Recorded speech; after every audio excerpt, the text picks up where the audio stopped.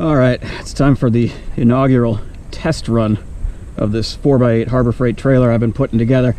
And if things go well, I'll tell you about it. If not, then you'll never see this video. I'm not totally done with the trailer, but it should be done enough that I can get it to Road America on Monday, hopefully. I'm not taking the SV650 on it. I'm putting the Bandit on it because if something goes terrible and it gets destroyed, I want to destroy the Bandit and not the SV650. So let's get the show on the road. You know, trailers really scare me. But they're so much more convenient to use. I've been renting the U-Haul trailers, and if I don't like what I see, I'm going to be renting one again. Oh, we're moving. Lights are on. The electrical is something I put a lot of time in on this trailer. I'll go over that if we don't crash. All right. Oh yeah, feel the hype. Okay, we'll just park it right here and then go feel how hot those bearings are. And make sure the lights are still working. Let's do that.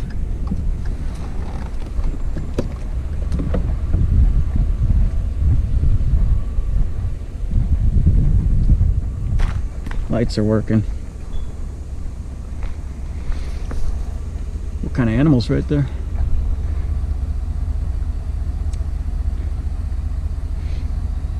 Oh, I mean, they're warm, but I can feel that there's grease and they're moving, but that's it. That one's good. This is the trick. How does it... Look at this. This is how you can tell. It's real sturdy. It's like Chubb's hand in Happy Gilmore. Made of wood. How does this not fall over? How does what not fall over? Because it's in a wheel chuck, and then I got... Well, you don't even need the wheel chuck. You just need 4 straps to keep it up. It won't move. I mean, the whole trailer is going to move. But I'm actually going to get a thing that you won't even have to use straps. You'll just lock it in the back. This is the trailer that we're going to use to trade that Sportster that you haven't ridden in 14 years. Oh. And we're going to trade it in for a Honda Grom that you're going to ride every day. Because you'll love it. Ride it, but okay. You will ride it. I know you will. Because it's fun. No, I want something with no gears. Fine. I know. We're going to get a scooter at some point. Okay. The electrical is the biggest pain in the butt on this thing. And then there's a clicking noise every once in a while, so I just started throwing bungee cords on things, trying to isolate what could be making the noises. Did you find it? No. It didn't make nearly as much noise once I had the bike on, so I think it was just when it's unloaded. It's pretty darn, it's light. Yeah. I don't know, but it's gonna be more convenient than going to U-Haul and grabbing one. Yeah. But and then you could, like, whenever Dad needs to move his snowblower and that kind of crap, I'm sick of trying to lift it into the back of the truck because that thing is like industrial. Put the snowblower on there? Just right out of the back. I mean, one, you could lift it into the back easier. No, but I know, but how do you Those. keep it still? These. You could probably put a snowblower on the back with one. Seems like it needs 4 sides. I mean, if I put sides on here, what would it do? They wouldn't actually do anything. I mean, it does look like it's just gonna fall off the thing. I agree. Yeah, but it doesn't, and a lot of people use these, like everybody does. The part I don't really trust yet, and it seems to be working super nice, but it's these things that go over here, and then down onto here, and it keeps it fairly sturdy. I don't know. Well, it seems like it is. I'll tell you, show you something that's not safe at all. So these chains, they're supposed to cross under it, so that if somehow this failed, it'll like cradle onto here. Like, so if it falls, it'll cradle onto there. But it doesn't happen that way.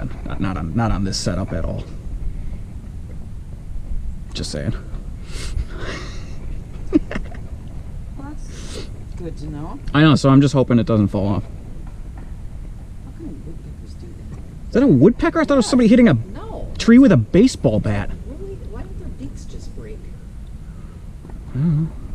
Oh, there's Dad. He must have dragged a tab down their driveway to show him the tree that almost hit a huge tree. Really? There's a couple branches touching their screen porch in the front.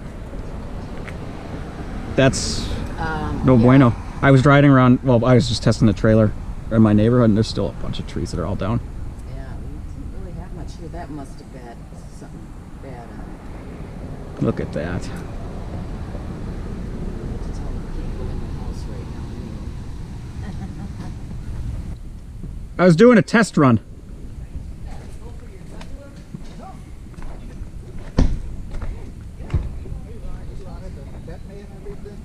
Satan, you made it. What's up, brother? How are you? Did you watch? He's Did test you driving watch? his trailer. I think they're like washing car wash. I had about an hour of it on. I gotta turn on my recording to watch the rest of it. Yeah. Hi, How's honey. the trailer? Hi. It's okay. It's here. You built it? Yeah, I've been putting it together for like the last month. Well, it's a Harbor Freight one, but you do most of it yourself. Oh, that looks good. I'm glad you got Pat's motorcycle on it in case. Oh, I put this on here in case something went terrible. I didn't want to actually wreck mine. I wouldn't use my own You didn't want to motorcycle. risk your own. No.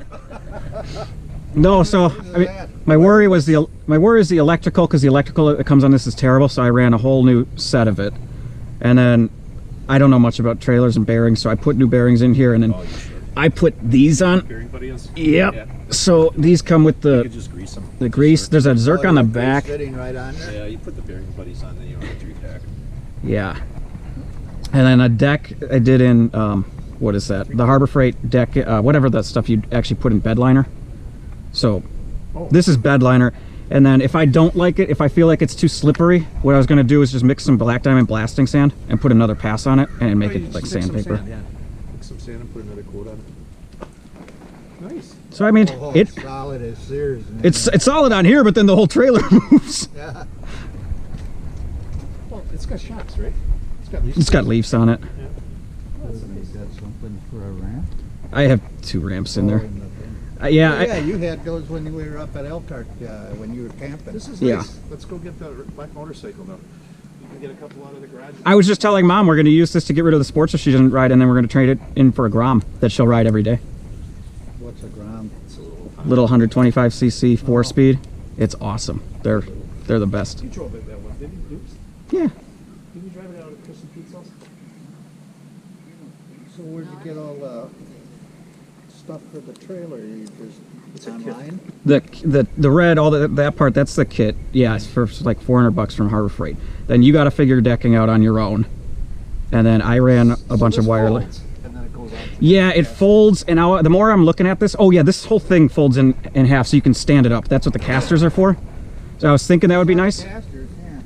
And then, so I had it folded up in my garage, and now I'm thinking, in the amount of time it's going to take me to fold this thing, it would be quicker for me to come drop it off there or just come and get it back again. Yeah. And I should have just used a flat piece of 4x8 instead of cutting in half, because it would give it more structural rigidity. Yeah, it's good. And then, so like these things, these don't come on it. So I just went and got these eyelets. Those are my points. Nice. For $1.25, you could put a point on each of them. What do you think of Festus? He's doing very good. He's just incredible. I don't know what happened to him last season. Yeah, he was good last weekend. I just nuts good. He saw the Lord. Ooh, watch this. Talk to him. Look at this. Yeah, Real sturdy. don't stand Yeah, on don't. Do not stand or sit on. What do you think? Embarrass myself and actually try to back it into my driveway, or just unload it Then here? all of a sudden I say something. I'll give the about neighbors a something show out there first that before I time, give like, up. "Oh, he did." Okay, is anybody coming? Oh boy.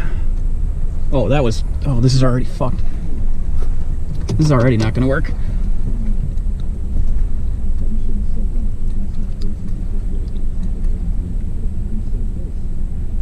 Okay, we're gonna go up a bit. Yeah. Okay, then I gotta go this way.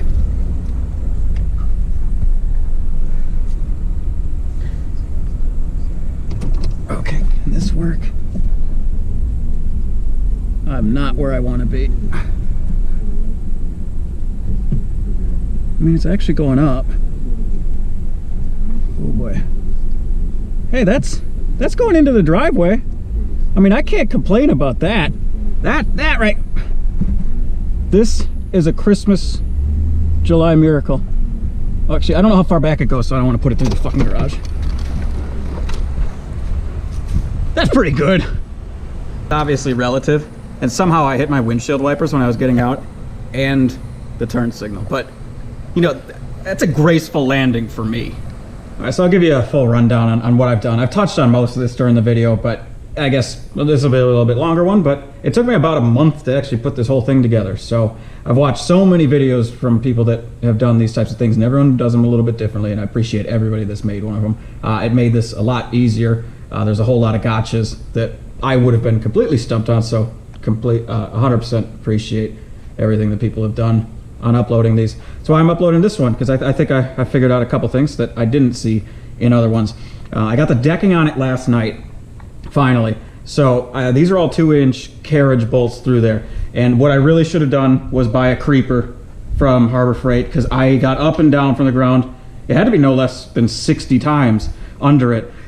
I saw in some videos people were using this 90-degree Ryobi. With 2-inch carriage bolts, this thing will not fit, so I wasn't able to use this. That being said, this thing's fucking cool, and I'm absolutely going to use this in the future, but it was of no use to me on this. So I've got, so every bolt on this is thread lock or Loctited. I actually went through two fucking little things of them. So everything is thread lockered on this thing. I installed the bearing buddies, as I mentioned earlier. That was not easy to get in. I mean, I was convinced they were the wrong size. So I put them in the freezer for quite a while. I still couldn't knock them in. And what I ended up doing was using a bearing press kit that I've got. Not really a press, but I don't know, it's got like 80 different sizes in it.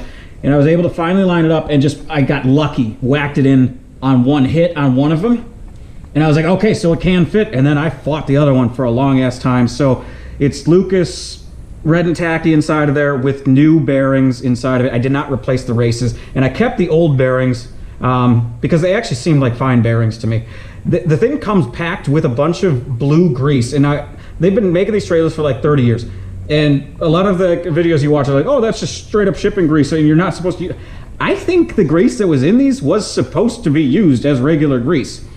I mean, it was thick, it was blue, and there was a lot of it.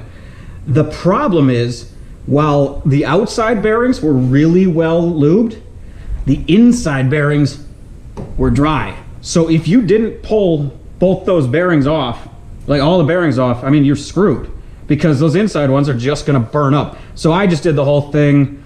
So there's an inside Zerk on there. There's a Zerk on the bearing body, obviously. The 17-20 pound one like I got, it's got the 5 lugs. So I feel like I did as much due diligence on the wheels as I could. The 2 weak spots of this trailer that I've heard are the bearings, 1, and number 2, the electrical.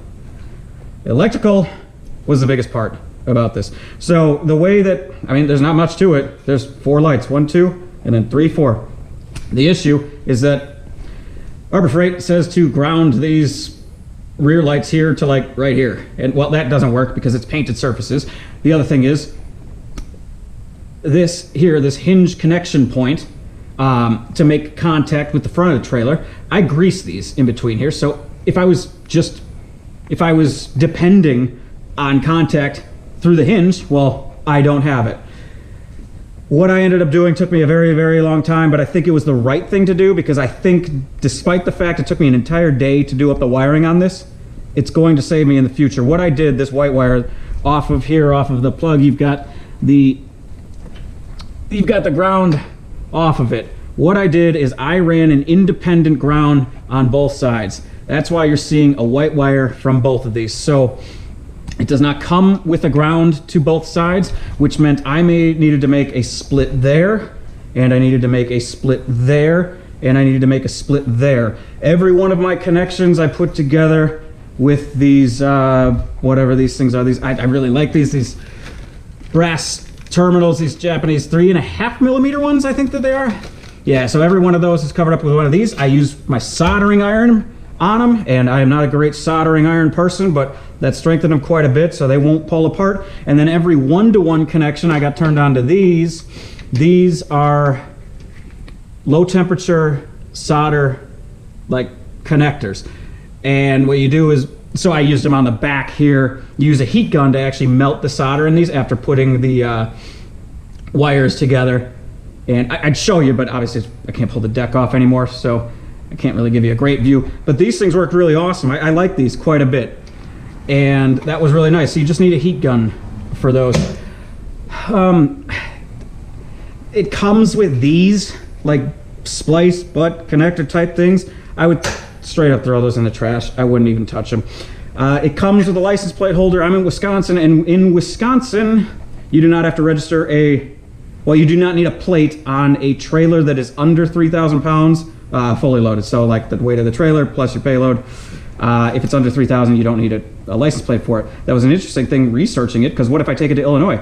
Well, there's a law that Illinois has to respect Wisconsin laws, and Wisconsin has to respect Illinois laws, but in Illinois, where Black Hawk Farms is, even though it's like you can see Wisconsin the entire time, you do need a plate. So I was like, well, should I get a plate for it? So I'm online looking it up. It's like, well, I could get pulled over in Illinois for not having a plate, but technically it's legal. The issue is I'm more likely to get pulled over. So I was looking at what is it going to cost for me to get a plate in Wisconsin. So, I mean, I could get a plate.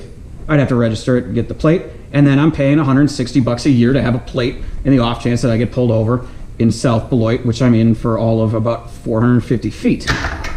So I didn't put the plate on it, and I'm not going to. The trailer does come with a title on it, which is somewhere. That's going to be pretty much probably the rest of my day, trying to figure out where the fuck I put that thing as I'm prepping the SV for Road America Monday. So yeah, the electrical, I feel like you can chance it. So some people, they'll grind off all the paint here, all the paint in between these things so that they can ground off of here the way that it says you can ground. It's going to take you longer, a lot longer. I would run the independent ground rail on both sides and then just be done with it. So on the front here, I didn't think of a great way to put these in the channels up here, so I just zip tied, and this is inside of some 3/8, whatever the plastic stuff is, and then up front where they connect, I've got it inside of the 1/2 inch, and then I put a bunch of Gorilla Tape around this just to make it a little stronger when you plug it in there. There's a whole bunch of connections inside of here that I've got taped up. I put this Hallmaster, whatever, the trailer jack on the front because I want to be able to close my garage door at night. So I need to unhook the trailer from it. This went on pretty easy. However, there's so many howevers when it comes to Harbor Freight. You'll notice this looks like it's on backwards. I don't think it is. Well, I mean, technically it's on backwards according to the instructions. Look how the thread depth is. If I put these, I don't know, these C channel things are supposed to be their way. If I put them on that way, there's not enough fucking thread to tighten them. So I put them on this way. So it looks stupid, but that works for me. I've got everything bungee tied up because when I was doing a dry run earlier, I was hearing a bunch of slapping, and I thought it might have been this this wheel slapping into shit or this thing slapping into shit. I actually now believe it was partially the wheel chock that I put on there, and there are 2 bolts. I just put them right through there, so those are held on by a fender washer underneath, and those are 3-inch carriage bolts, but I knew those could be as long as possible and it wouldn't matter. But I think it was this. When I'm starting to hit a bunch of whoop sections, a bunch of bumps, that thing's just making a bunch of fucking rackets. So I didn't know. I just started tying stuff up and taking little drive arounds the neighborhood when I didn't have a bike on it to try to figure out what it was. The chains here are hilarious. If this comes undone, the way a chain is supposed to work, it's supposed to fall into a cradle. Well, with the way that the instructions say, that's actually not going to be possible. Yes, I can twist these up and tighten them more. The problem is if I do that, this little clip here, I do not have enough space to get it. I cannot clip it. So I could cut the clips off, but then I'm stuck elsewise, and I guess I could maybe put a zip tie around them, and maybe I should do that. But yeah, just another problem. Something else I'm going to do here, you've got this little pin, all right, and then you've got this. So you got your cotter pin and you got this. Well, this is gonna get lost at some point. So I'm gonna drill a hole through here with my safety wire, and then safety wire this pin to this. Okay, I'm gonna safety wire this pin to the cotter pin here, and then I'm going to safety wire it to this so that all of that is here, so I don't end up at a track. Somehow I lost that fucking thing, and then I can no longer couple the trailer to the truck, because that would suck. What else did I learn? Yeah, I mean, it was like 2 hours to put this fucking decking on, and oh, I don't have one out with me, but if you're going at this without an offset box wrench, stop. Go buy one.